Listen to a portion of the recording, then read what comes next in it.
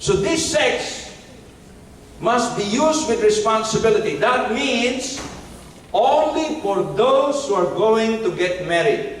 If you're going to be a priest, you're going to be a nun, you're going to be a single, if you're a teenager, you're just a young people, you cannot use this sexual power because it belongs only to the sacrament of matrimony.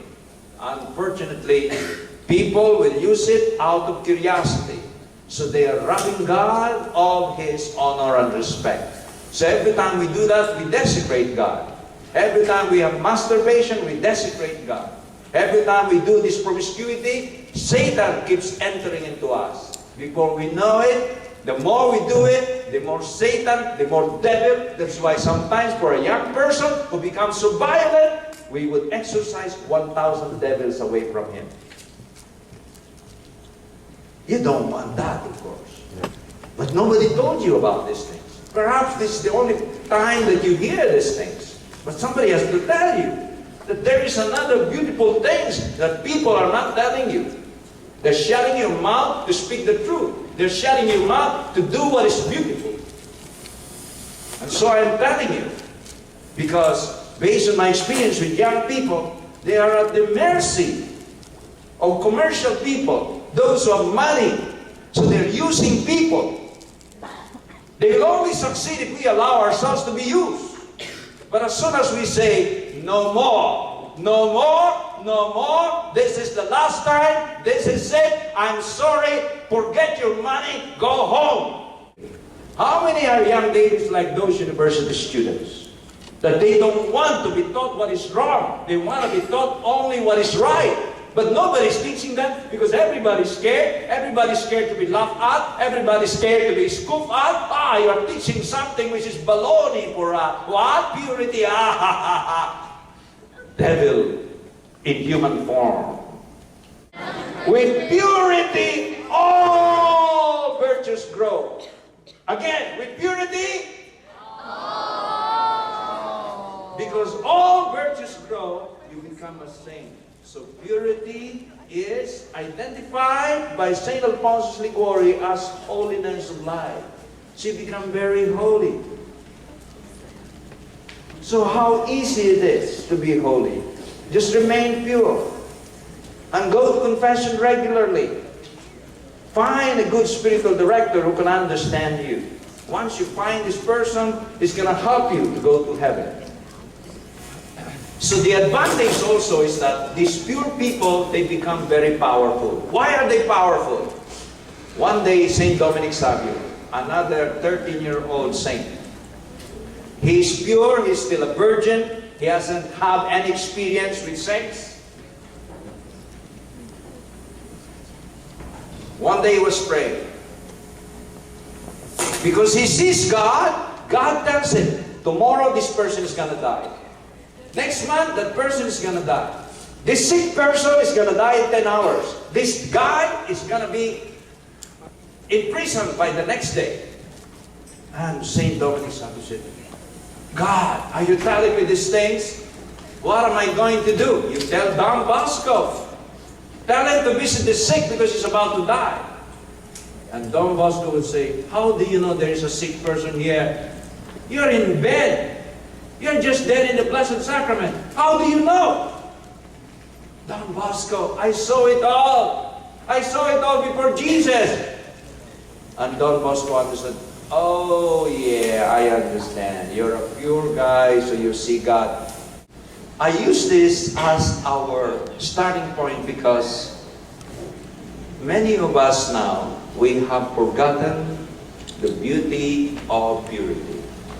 Because the word, starting from Hollywood, all the Playboy magazines, all the movies, you have always sex and violence. So they will exalt what is ugly to make it a little beautiful with so many cosmetics. The beauty of the saint is natural. Look at her. You will never get tired looking at her. And do you know that you can be like her? Do you know that any one of you has that possibility? If you make a good confession and start to live a pure life starting today, suppose one day you'll be like that. You might say, Father, you're telling a lie. No! You see, is that saying a lie? Suppose you will be one day like that. You don't need helium. You can levitate like a saint. We are missing the point. What is good things is not presented to us. What is evil has been presented to us. Because we didn't have young Davids to stop those people from feeding us with poison. When you cultivate the virtue of purity, when you go to confession, you confess all your impure acts in the past, your solitary sin, your sin with others, your sin with the eyes, your sin with the tongue, your sin with the touch, your sin with the feelings. After you've confessed all of these things, get rid of all this diabolical infestation. I tell you, the ecstasy in heaven is greater than put all the promiscuous acts here on earth. Put all the prostitution acts in this world. They are not 1 degree in the joy and ecstasy the saints experience in heaven for eternity. Why are we missing this? Because nobody's telling us. Nobody's telling us. We have these young people dancing here. Why are they so lively? They only have 2 or 3 hours sleep. Why are they so alive? Because they go to confession every day. They live a life of purity. They enjoy serving the Lord. I may not expect all of them to become priests. I may not expect all of them to become nuns. But at least they try the holy life. They might soon have another way of life. But at least my consolation is they have tasted the best. And once you have tasted the best, you don't want to settle for the less. Once you have tasted God, you don't want Satan anymore. All his sex, all his promiscuity, all his gambling, all his drunkenness, all his drug addiction, all kinds of pleasures, unimaginable and comfortable lifestyle. Now, how do we preserve this purity? To preserve this purity, we need mortification. You have seen it here in the play. The first mortification is by the mouth. By being mortified in the food. Because it strengthens the willpower. You can say no to food. You can say no to your favorite food. You can say no to your favorite menu. Then you can also say no when somebody offers you sexual promiscuity. You can only refuse if you have a strong willpower. And this willpower is given to you as a gift if you have the habit of fasting. Fast on Wednesday and Friday every week. They don't eat anything except bread and water. And so their willpower becomes so strong. The next time around they are tempted by Satan, they will say no, no, no. You can say no to food, then you can also say no to sex. Because this sexual power is meant for married people. When you are married, use it wisely, delicately. So with mortification of the tongue by the food, then mortification of the eyes. Our eyes is like a camera. We look at pornography, everything is recorded in the memory. And the devil at night will play a trick on those memory and will bring you and seduce you to solitary sin. When you go into solitary sin, it's mortal sin. So you have fallen again in the state of grace. From the state of grace, you lose God again.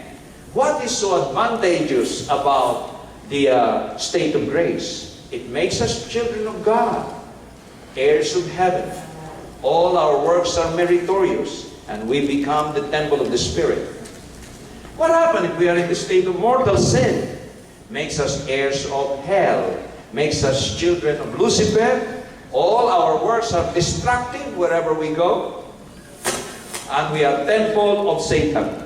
So an impure person is the temple of Satan. A pure person is the temple of the Holy Spirit. If you have your choice, what will you choose? Temple of God or temple of Satan? Temple of? Louder? Louder! Louder! Will you accept God and reject Satan? Yes or no? Will you accept purity and renounce impurity? Yes or no? Would you want to be like young Davids who are pure in their lifestyle? Yes or no? Yes. Then there is hope. Let's give a big hand for everyone.